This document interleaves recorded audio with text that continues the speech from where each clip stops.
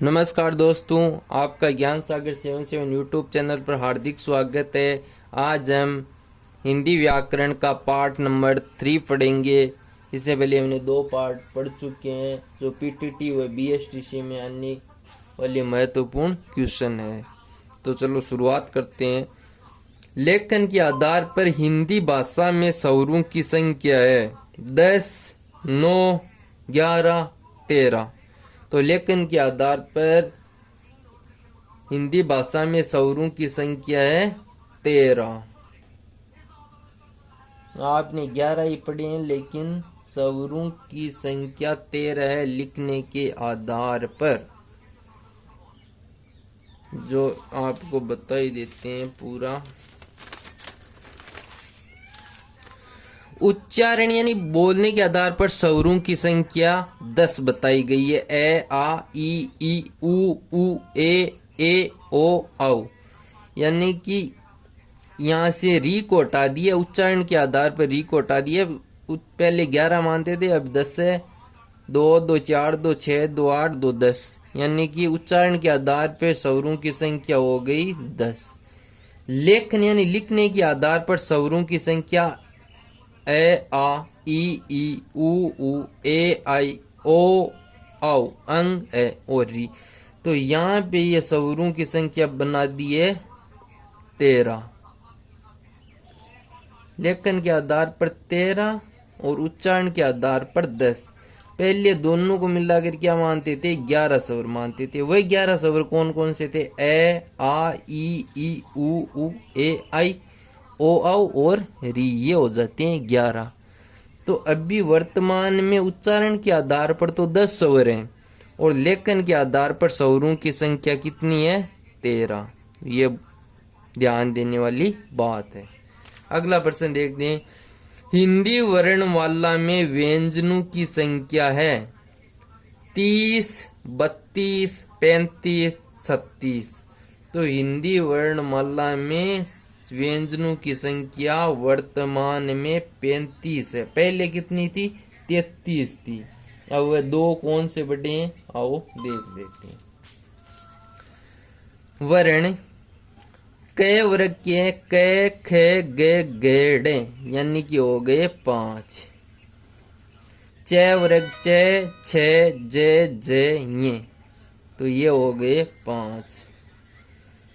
ट वर्ग ट, ठ, ड, ढ, और ये ड, ढ इनके नीचे बिंदियां लगती है, ये 2 एक्स्ट्रा हो गए हैं, इसीलिए ये 35 हो रहे हैं। तो ये हो गए 7। त वर्ग त, थ, द, ध, न ये हो गए 5 और।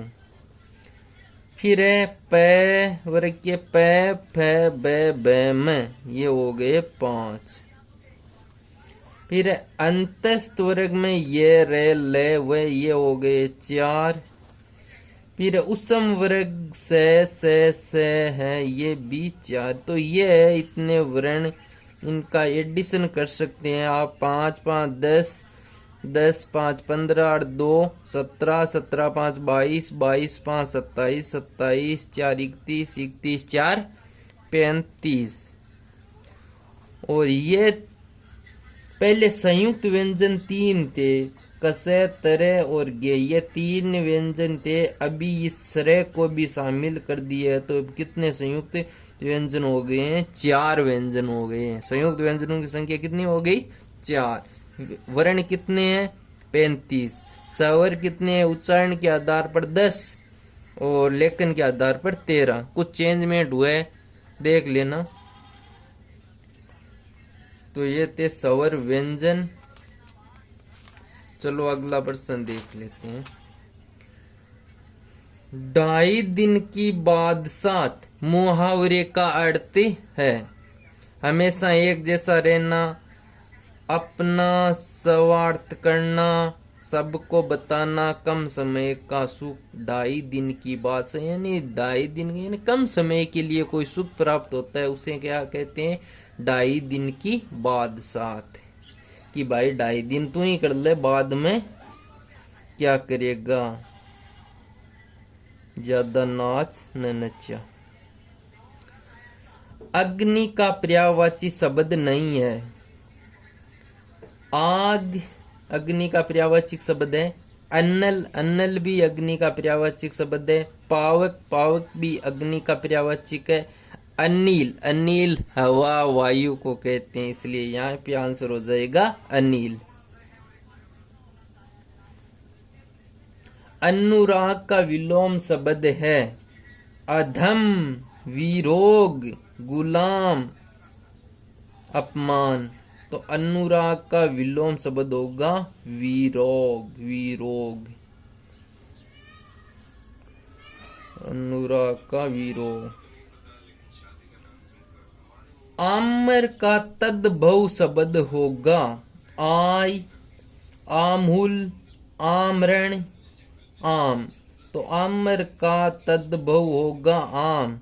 आम्र तत्सम शब्द है और आम हो गया है तद्भव। अपने आप उत्पन्न होने वाला के लिए एक शब्द है आतंकवादी, स्व उत्पन्न, आशातीत, आकस्मिक। तो अपने आप उत्पन्न होता है तो उसे स्व उत्पन्न कहा जाता है। कुल शब्द का अर्थ है किनारा, ठंडा, वंश, पानी। तो कुल का शब्द का अर्थ है वंश, और बड़ी वाली मात्रा आ जाती तो कुल यानी किनारा।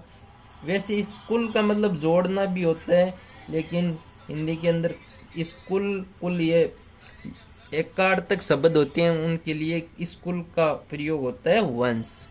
उस कुल वंश का मतलब वैसे जोड़ना ही होता है। बड़ा मात्रा कु के लगती है तो किनारा हो जाता है। तो ये देखने वाली बात है। इसका सही आंसर से कुल यानी वंश।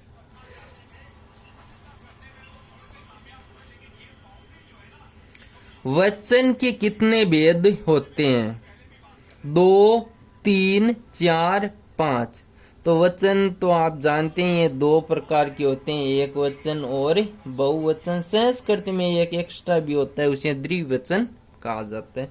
जल का बहुवचन होगा जल, जला, जली, इनमें से कोई नहीं। तो जल का बहुवचन जली होता है। जल का जल ही रहता है, ये थोड़ी बोल दे पानी लियो, जल एक ही है। भारत का पुल्लिंग है, भारत का पुल्लिंग शब्द है नहीं। भारत पुल्लिंग शब्द सही है। नहीं कह नहीं सकते, हाँ इनमें से कोई नहीं। तो भारत पुल्लिंग शब्द, जितने भी देशों के नाम हुए वह क्या है? पुल्लिंग शब्द है। तो इसका आंसर हाँ बोलना पड़ेगा हमें, हाँ। भारत एक पुल्लिंग शब्द है, जितने भी देशों के नाम हुए वह पुल्लिंग शब्द के अंदर आते। राम को बुलाओ में कौन सा कारक है? कर्ता ने, कर्म को, कर्म को। तो यहाँ पे हो जाएगा कर्म कारक।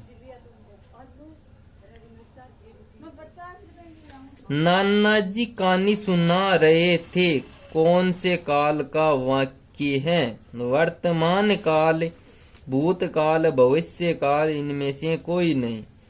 तो नाना जी कहानी सुना रहे थे, कुछ समय पहले सुना रहे थे, इसलिए यहाँ पे हो जाएगा भूतकाल। सुगंधित में पढ़ते हैं इत, इक, एत, इक। सुगंधित, सुगंधित। तो यहाँ पे है इत पढ़ते। सुशील में उपसर्ग है सुशी, सु, सुशील। तो यहाँ पे उपसर्ग आगे शब्द के आगे लगते हैं, इसलिए सु उपसर्ग है यहाँ पे, सुशील। संताप में उपसर्ग है से, सम, सन, सत्य। तो से ऊपर माद मिंडी है, सम प्लस ताप, समताप हो जाएगा यहाँ पे। ये लो जी। तो दोस्तों इस वीडियो में इतना ही, मिलेंगे अगले वीडियो में, तब तक के लिए जय हिंद जय भारत।